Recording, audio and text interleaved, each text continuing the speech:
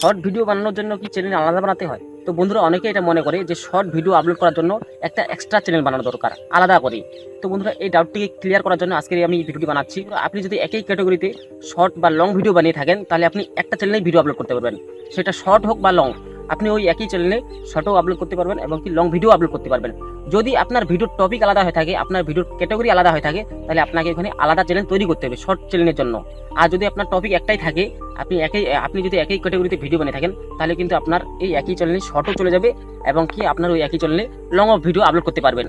কারণ যখন আমরা চ্যানেল তৈরি করি ওখানে কিন্তু এরকম কোনো কিছু সেটিং নাই যে যেখানে লেখা রয়েছে এটা শর্ট চ্যানেল বা এখানে লং বা এটা লং চ্যানেল। তো বন্ধু ইউটিউবের তরফ থেকে কোনো কিছু নির্ধারিত করা হয়নি যে শর্টের জন্য আলাদা চ্যানেল তৈরি করতে হবে বা লং এর জন্য আলাদা তৈরি করতে হবে। আপনি যদি একই টপিকের ভিডিও বানিয়ে থাকেন তাহলে আপনি একটা চ্যানেলে ভিডিও আপলোড করতে পারবেন। যদি আপনার ক্যাটাগরি আলাদা থাকে তাহলে আপনি অন্য চ্যানেল তৈরি করবেন। তো বন্ধুরা আশা করি আজকের এই ভিডিওটি দেখার পরে আপনার ডাউট ক্লিয়ার হয়ে গেছে। যদি ভিডিওটি ভালো লাগে তাহলে ভিডিওটি অবশ্যই একটি লাইক করে দিয়ে চ্যানেলটিকে সাবস্ক্রাইব করবেন।